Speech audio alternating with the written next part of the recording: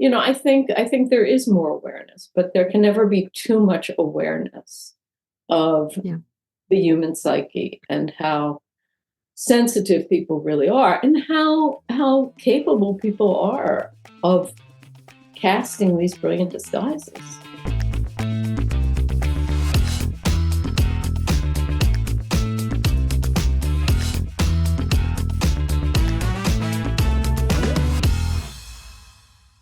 Welcome back to AudioLife, the podcast where we tell your story in your voice. I'm your host today, Carrie Purcell, and today I get to continue my conversation with Susan Kellam, the author of Brilliant Disguise, for part 2 of our conversation.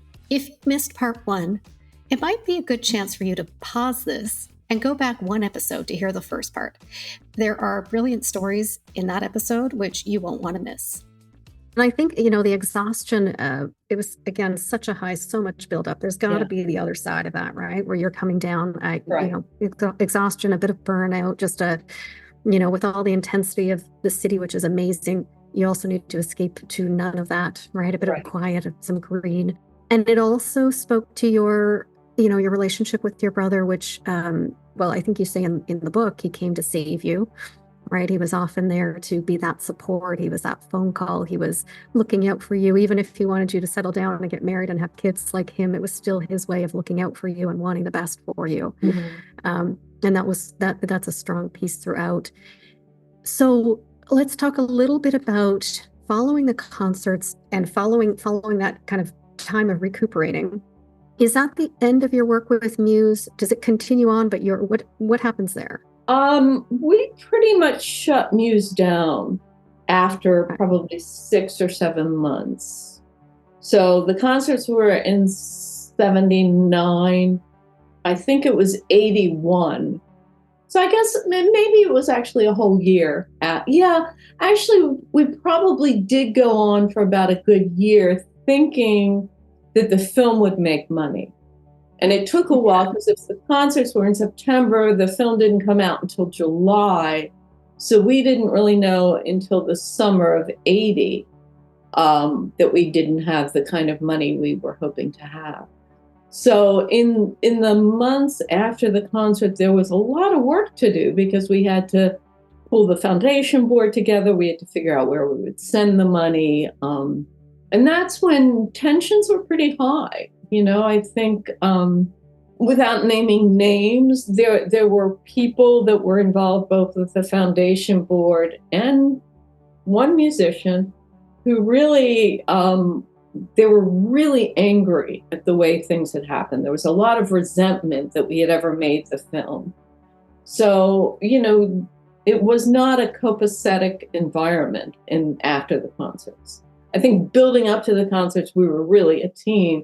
And afterward, it was pretty difficult. And, I was head of the foundation, so I was working with a lot of very passionate, very dedicated people. And it was hard to have to say, I don't think we have the kind of money we had hoped to have. Mm-hmm. Which had been promised as well, this idea of Madison Square Gardens in New York.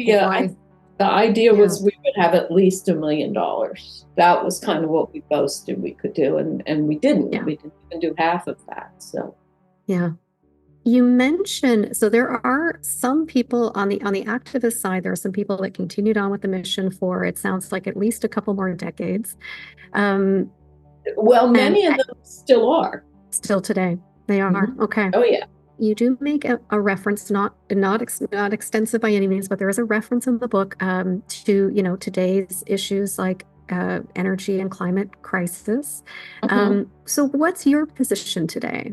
I did a blog post on this not long ago. I should say, for the record, at this point, I have solar power on my house. It basically covers all my electrical needs. I use a wood stove in the winter. And also, when I put in the solar power, I put in heat pumps. So I have heat pumps. Between the heat pumps and the wood stove, I'm pretty set. I live in this basic structure of my house is older.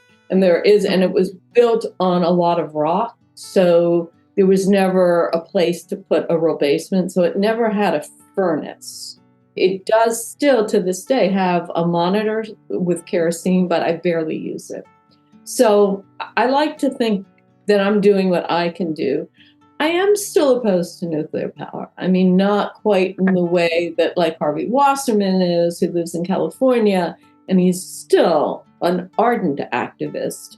And I do know some of the people even on the board went on to basically say maybe nuclear power is not that bad. I mean, global warming changed a lot. And I think a lot of people, and I respect, I don't get in arguments. I respect people that still think nuclear is carbon free and it's the safest for the environment. I did too much work in that field to believe that we're not capable, or I should say the industry itself is not capable of having additional meltdowns. We've seen 3 pretty bad ones, Japan, Russia, and Three Mile Island, in the scheme of things, was not that bad. So I'm not, I just think a lot of the things we were concerned about in the 70s still exist. I'm not convinced it's safe. That said, I'm not out marching anymore. Yeah. So there's a few pieces I want to come back to, but I think we have to move over to your brother. And, Yes. It's your story, and it really is. It's your story of coming to be. It's also your story of coming to understand what happened to your brother, what he chose. But ultimately, he's living this life. He's started his own. He actually replicates some of what I think your father did, or some of the situation that your father felt that he was in, right? Where he's got a beautiful wife that he loves. He has 2 children that he adores. He's trying to give them everything that they could want. He needs more money than he has to do that. There's a few things where he, tries to sell things on the side when he's working for your uncle. And then your father says, why don't you go on your own? I'll help invest in that. I won't, although you're welcome to, I won't take us down the dynamic of what would have happened there with that father-son relationship and where it was at that point. But all of this buildup, though much quieter than your sex, drug, and rock and roll giant concert version of it, your brother had a lot of buildup and turmoil within himself that led to him making the decision to take his own life. Mm-hmm. And you get that news. Actually, I think after a night out. Maybe it started as a work night out, but turned into nights of drinking and whatever. So take us through finding that out. Where was your mind? Learning of his death. Yeah. Well, going home. The build up to it was, he had his own factory. And he starts showing up at the hospital with rat poison in him, swearing that he didn't do it himself. So he was hospitalized twice to, basically cleanse his body. And when he was in the hospital, I believe both times, they did bring in psychologists to really grill him, to make sure he wasn't doing it himself. Because, he had this factory. They sent teams of people all through the factory to see where they might hit. Rat poison's wafer, and I think I pronounced that correctly.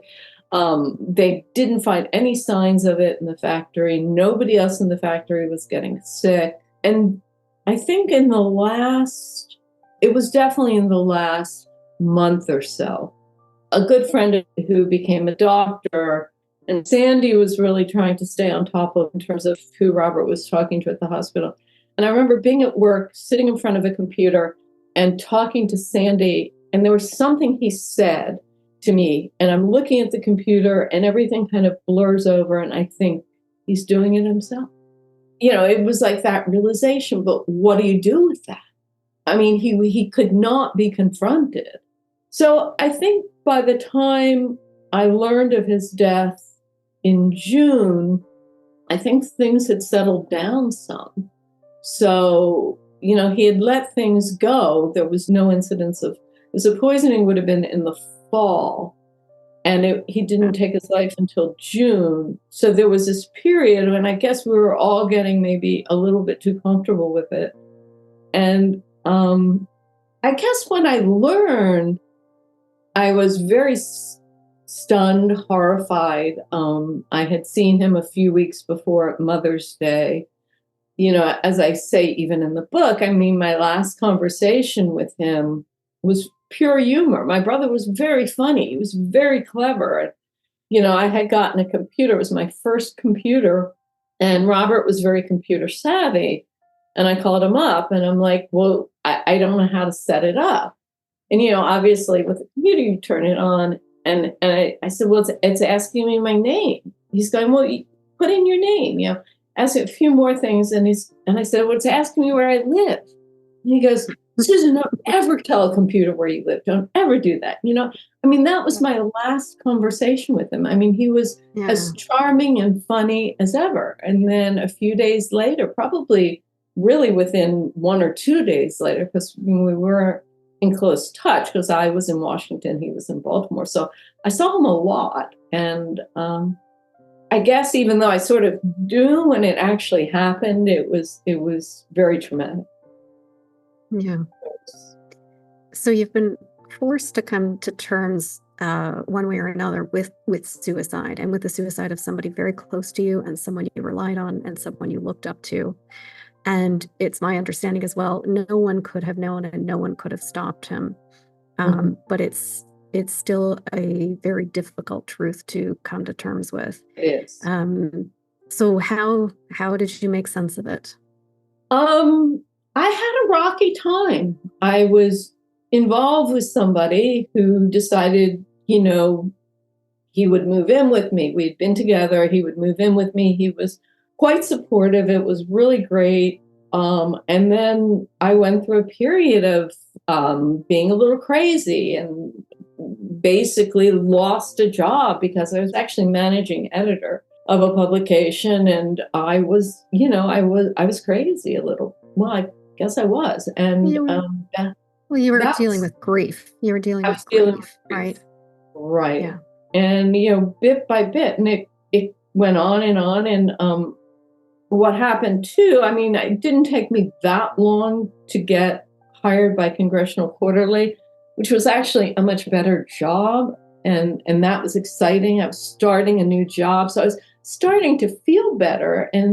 But I had all these wonderful colleagues. In fact, I just saw a bunch of them when I was in Washington. I had all these wonderful colleagues at CQ, and everybody I pretty much knew what I was dealing with and cutting me slack at different times. But at some point, like, my mood swings were getting kind of crazy, and I was talking to somebody, and she said, "Are you sure you're not pregnant?" And I thought, well, I'll figure that one out, and I bought myself a test, and I walked the dog or ran with the dog, whatever came back, took the test, and it was positive. And it was like, suddenly it's like the grief was over. I was pregnant and I was going to have that child. Yeah. So we've talked around a little bit of, the theme of kind of monogamy and love throughout your years up until this point of becoming a mother. And you bring it up when your roommate at the Chelsea house asks you at one point, what do you think of monogamy? Right. We talked about how, it was the 70s. It was some sex, drug, and rock and roll off of the, free love era. And we didn't dig into a lot of what your experience was during that time. Also, your work environment with people running around, flirting all the time, extramarital affairs. All of this was everyday life, whether the wives at home knew about it or not, whether everybody was accepting of all of it. That was the reality that you were in the middle of. You start the book with the lack of nuclear family, the fact that it blew up or melted down.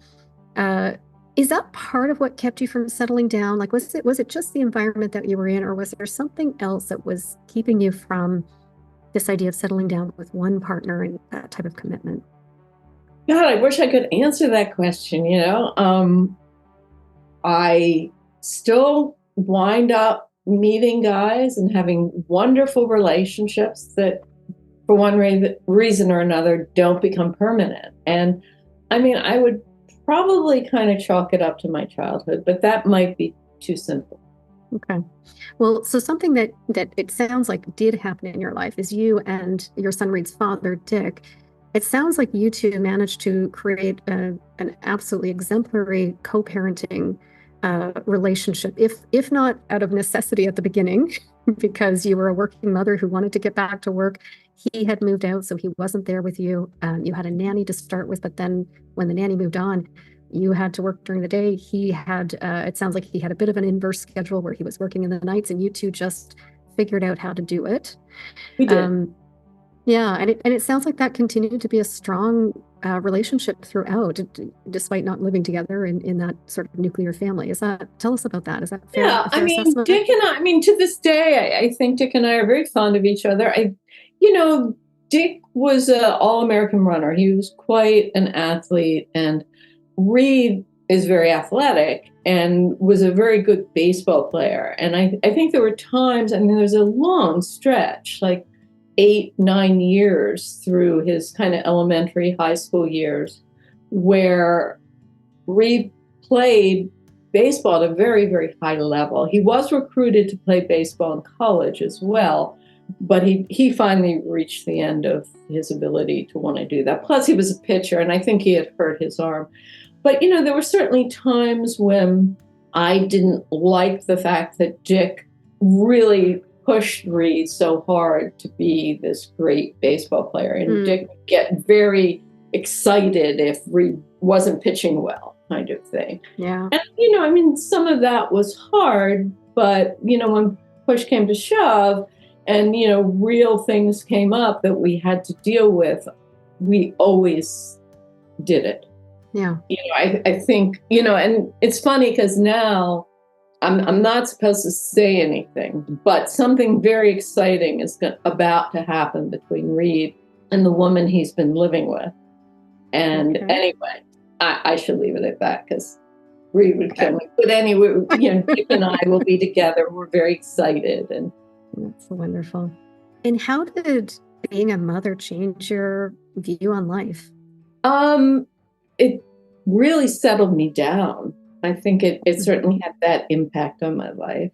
I really probably set priorities in a way I hadn't prior to being a mother.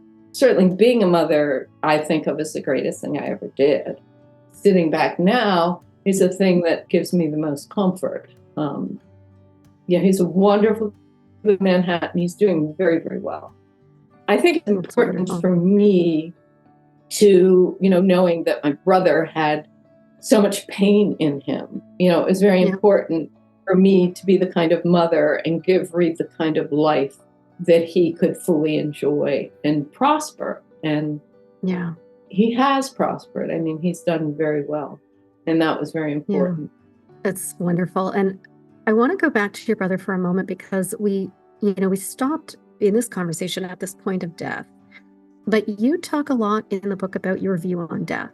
It's kind of wrapped in this, there were a couple of men in your life sending you flowers. And so it was sort of wrapped in this story of how the flowers were a faux pas because flowers, while beautiful, wilt and die and quite quickly. And that's not what this was with your brother. That's not how you see death. That death is an end of a phase, but not that flower wilting and dying. You say in the book that you talk to your brother every day, and if you listen carefully, he speaks back to you. And we talked a little bit about your Jewish background, but we really haven't talked about that a lot. So can you tell us a little bit about your view on death, just to expand on what I've said and how it connects to the Jewish religion and how you feel about that today?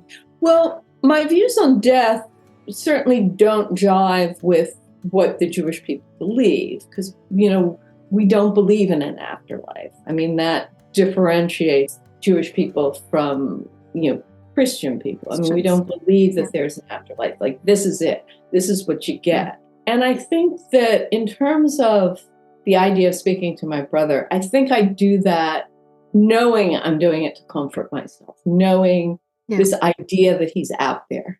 It gives me comfort. But I don't really think I'm talking to him. But I like sometimes if I'm driving or if I'm really stressed, sometimes I can almost imagine his arms on my shoulder, kind of massaging my shoulder. But I know that I'm Yeah, but that's the role that he did play. That was a big part of your Right. relationship with him, Right. right? And in a way, you can still get that comfort and confidence that he gave you Right. through the memory of him, right? And through that Mhm. connection of that role he played in your life. Right. Yeah. Exactly. Yeah. And now for a word from our sponsors. Ready to share your stories and life philosophy? Or capture those of a parent or grandparent? Or maybe a corporate package is right for you to build connection across your workforce and add value to your clients. Visit audiolife.io today to learn more. Our listeners will get 10% off using discount code GIFT10 and order number AudioLife Podcast. AudioLife, where memories find their voice. So, as your story goes on, you do talk about how wonderful your father's wife Shirley was, Mhm. and that unfortunately she did pass on, as did your father. I think you eloquently say it was probably mostly of heartbreak. Aside from those losses, which you're welcome to talk Mhm. about with us, but it had another impact on your life because your father, as you said, had turned his life around and had been quite successful, and had left, I don't know how much, but a substantial amount to you to be able to, as you say in the book, to be able to stay home, become a freelance journalist instead of a full-timer while you have a young son at home. So tell us about that stage of life. It was great. I mean, I feel looking back, it was, I remember I had a friend once said to me, the best thing your father ever did for you was die. And I still cringe when I think that she said Yeah. that to me because I don't agree. I had a complicated relationship with both parents, but I'm not happy that my dad died young. Yeah. But yes, I was very surprised. I didn't know exactly how much money he had, and I was struggling. I mean, Reed was 4 or 5 years old when my father died, and I had actually left journalism at that time and was the communications VP, I think, for what was then the American Public Welfare Association. So we represented all the state heads of welfare and Medicare and child welfare. So we were like child welfare chiefs from every state. It was a big organization, very political in Washington. And, I had to take Reed somewhere in the mornings, and I couldn't always make an 8 o'clock meeting. And Mhm. I think it was starting, plus I was worn out. I think I was just worn out. And when I realized that I didn't have to keep doing this, I was very, it took me a while to realize it because at first I always thought, well, I like the job. I mean, in many ways, it was a very stimulating job and I love their issues that are very dear to me. But when I finally stopped, so Reed was starting first grade, and I guess I did it for about 5 years. I did become an adjunct professor for both American University and GW. So I did have that. And then I had a number of clients that I did writing for, and plus my own writing. So between the so I was very busy, but it was all my hours. And Yes. I know that once Reed hit like fifth or sixth grade, I decided it was time to go back to work. And I was very fortunate. I mean, in retrospect, I was very fortunate because first the Urban Institute hired me as an editor writer, and that was a good job. But then Brookings brought me over there as a communications expert. And that was actually, that was very stimulating and exciting. And it was a perfect way to end my full-time career. And then when I left, when I made the decision to move to Maine, Brookings kept me on as a consultant, and various people that I worked with at Brookings or at other parts of my career came out. And so I was very busy. I had a shingle, word sharpener, and I did a lot. I did Obama's economic report for the last 4 years, his last 4 years. I did Biden's first year. I had wonderful clients, and it was all very exciting. So I liked that. I was very happy. Yeah. And writing and being a writer has been at the center of of your career, of your identity. Tell us about the significance of it. I mean, you were talking about your memoir, which you've published. We've talked about you as a journalist. We didn't dwell on college, but we have talked about you as a writer. So what was the significance of writing to you and in your life? Well, it's interesting because my mother used to have us write. I mean, she would have us sit down after dinner and just write. I liked it. I mean, I do think that my wanting to be a writer stemmed from the fact that in my childhood, because of the pain of being in this broken home and the pain of losing my father, I mean, it was a way for me to cope was to have a very vivid imagination. Mm-hmm. And I think that with that vivid imagination and my mother saying, sit down and write, I started realizing I could write out my fantasies. I didn't just have to keep them in my head. I could write them out. I don't remember ever not wanting to write. I mean, that just seems so much part of my life. I was in some class in high school for writing. I don't think I was particularly good at it, but I did it. When I got to college, the very beginnings of what became a large MFA program at the University of Wisconsin, they brought in one guy, a young guy, and you had to try out to get into his course. And I was one of the people, fortunately, that was chosen. Ron was great, and he went on to become the head of what is now, I think, considered one of the very good MFA programs in the country at University of Wisconsin. And Ron basically headed that up. So that was good. And then when I landed in New York, the whole idea was to try to get some kind of job in publications. And right. It's funny because sometimes when I was just in Washington, a group of journalists that have a book group, they're actually journalists and very political people, a lot of people from women from the Clinton administration. And it was very interesting sort of being with them and kind of thinking, because they had much more focused, narrow careers but they're also have great jobs now.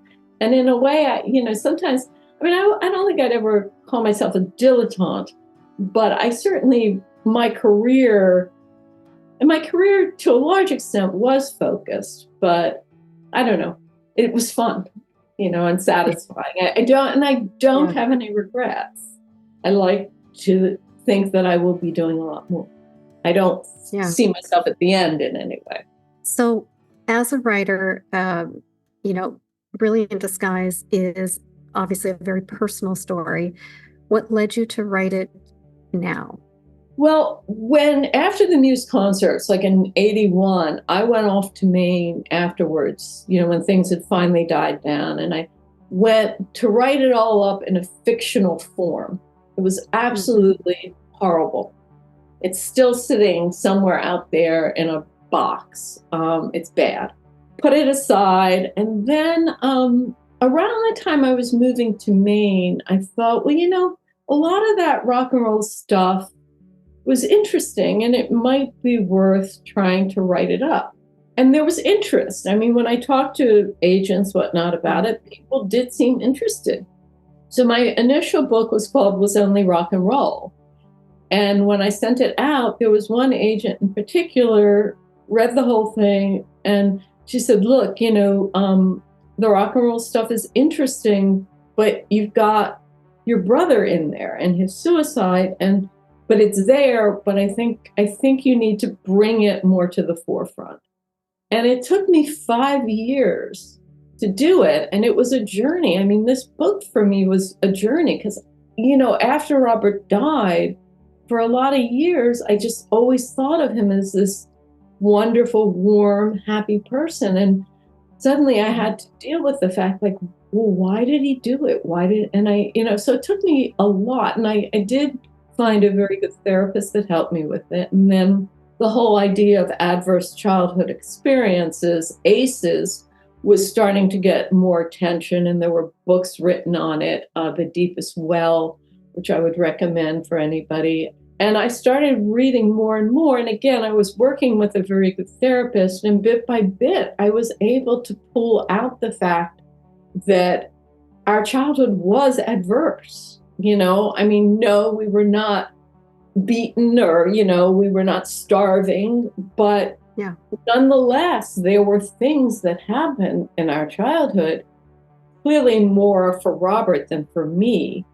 But to understand that, and then in the book, what I do is I go back to all these things that we sort of thought of as blips when they were going on, like flunked out of college his freshman year, or he had these weird accidents of somehow sucking in chlorine when he was a lifeguard. All of these incidents,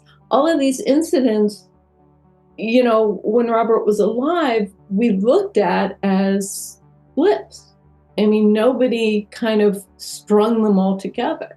And when I did string them all together, it became very, very clear to me that Robert was really in a lot of pain, and his charm and his remarkable charisma and his popularity was a brilliant disguise. I mean, not that he didn't love these people. I mean, I know how much he loved me. I know how much he loved his wife and children and his friends. I mean, it's a bunch of his friends actually came to an event I did in Baltimore on Friday night, and it was so wonderful to see them all. And a lot of them had read the book, and they all said, you did not exaggerate.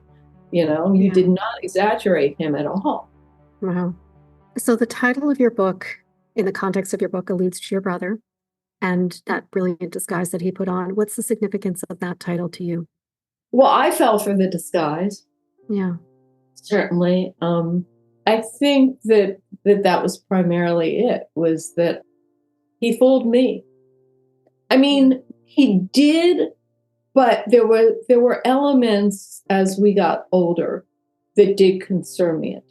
Like, I didn't understand why, with all of his talent and charm, why he didn't have a more full profession when all of his friends did. So things like that concerned me. Yeah. Now, one thing I should say, his children, considering Jenna was 6 and Justin was 9 when my brother took his life, and just, I think, in terms of understanding the difference between when we were children and when they were children, because Justin and Jenna received a lot of care. We all took, really went out of our way to be with them. They were still very young when I had Reed, and I would go down there, or they would come. I would take them all on vacations and trips, and I'm still very close to them, but I can't imagine 2 more well-adjusted people. I mean, they both have their MFAs. They're both married. They both have great jobs, and they both have wonderful children. So, I mean, that's the difference. Charlene went out of her way as the mother, as the remaining parent, to make sure they were taken care of. And, I filled in whenever I could. I know my mother was terrific. It was just a different time. And looking back, had Robert and I had more attention, when this explosion happened and our father was gone and we were in a new house, had there been more effort to make us not feel belittled, or that we were somehow less than because we didn't have a father, but that didn't happen, unfortunately. Yeah. We just didn't get the attention we needed. And is that part of why you're sharing your story, to put awareness around?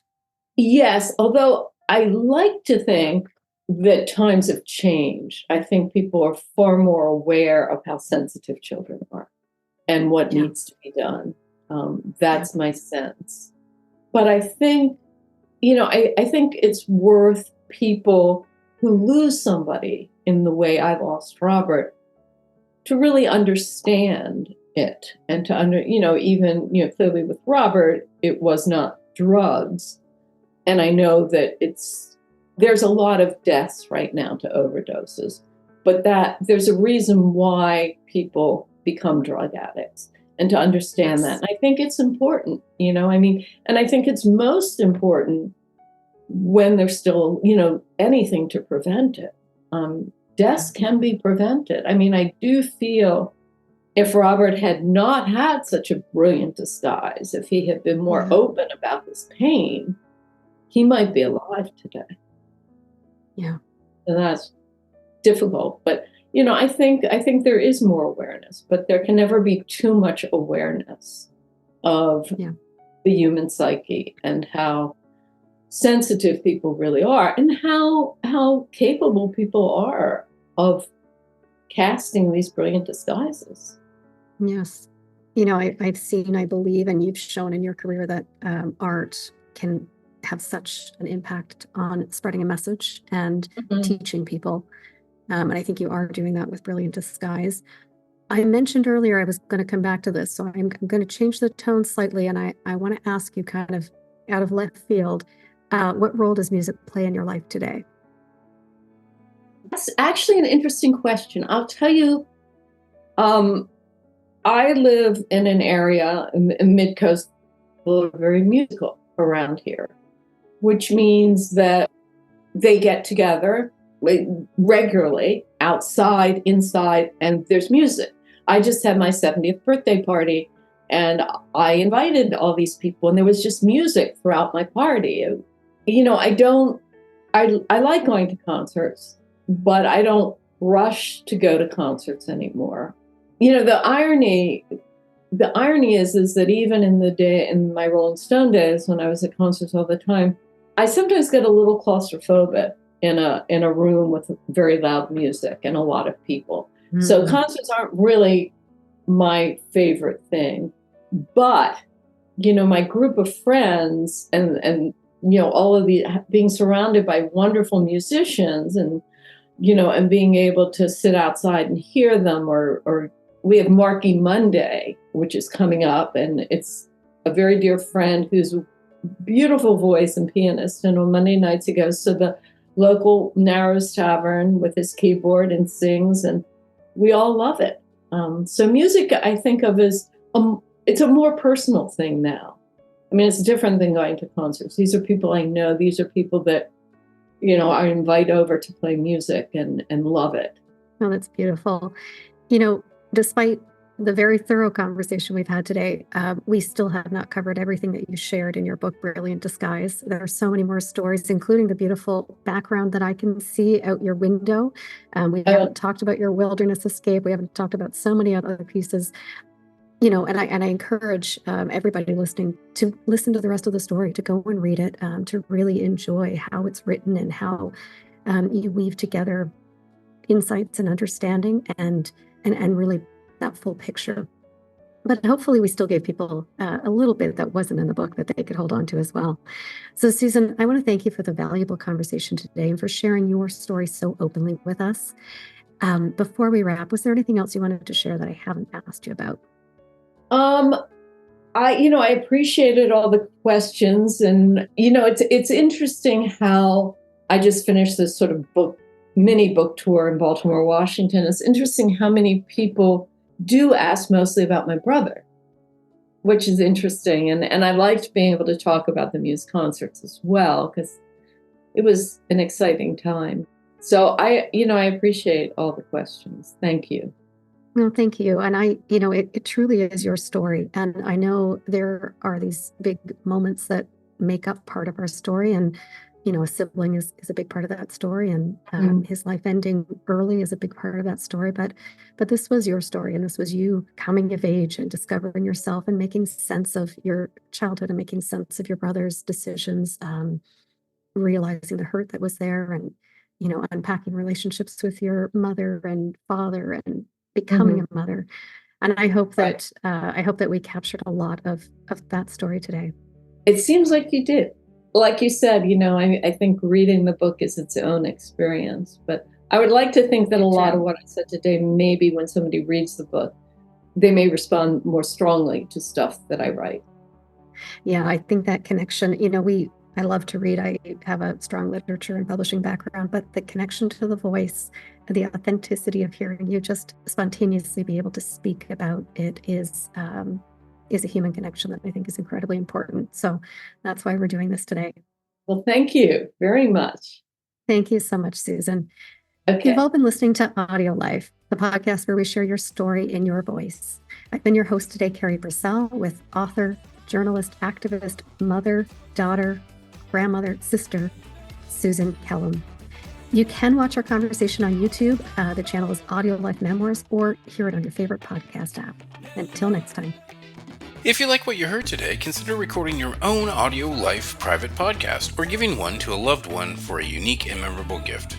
Today, AudioLife listeners will receive 10% off using discount code GIFT10 and order number AudioLife Podcast. Also, remember to rate our show and subscribe so you'll never miss an episode.